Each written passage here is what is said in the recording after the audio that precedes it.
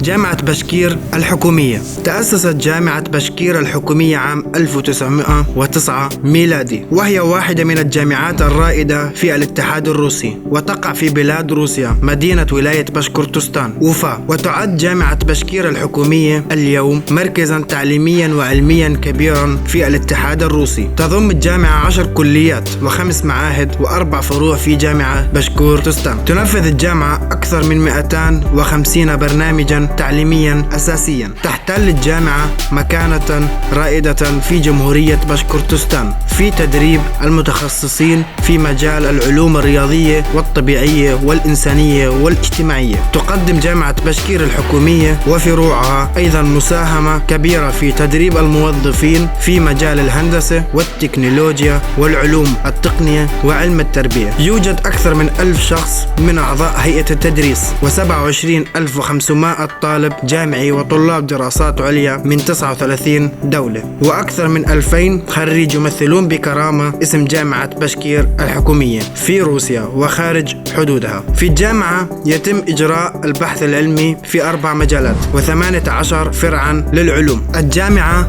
رائدة معترف بها في العلوم الإنسانية والاجتماعية. تعمل الجامعة باستمرار على توسيع العلاقات الأكاديمية الدولية، وتحافظ الجامعة على شراكات وعلاقات قوية مع أكثر من 78 جامعة أجنبية شريكة ومنظمة دولية جنبا إلى جنب مع الجامعات الشريكة. تنفذ الجامعة 15 برنامجا للتعليم الشامل وبرنامج الدبلومات المزدوجة في العديد من المجالات. الطلاب الجامعيين والماجستير وطلاب الدراسات العليا لديهم فرصة للمشاركة في برامج التبادل مع الجامعات الشريكة في الصين وفرنسا وألمانيا وفنلندا وإسبانيا وبلغاريا وكوريا الجنوبية. يتزايد عدد الطلاب الدوليين في كل عام. حتى هذه اللحظة يوجد أكثر من 900 طالب أجنبي من 39 دولة في جامعة ولاية بشكير. وتولي الجامعة اهتماما وثيقا بتنمية الإمكانات الإبداعية والرياضية للطلاب. الجامعة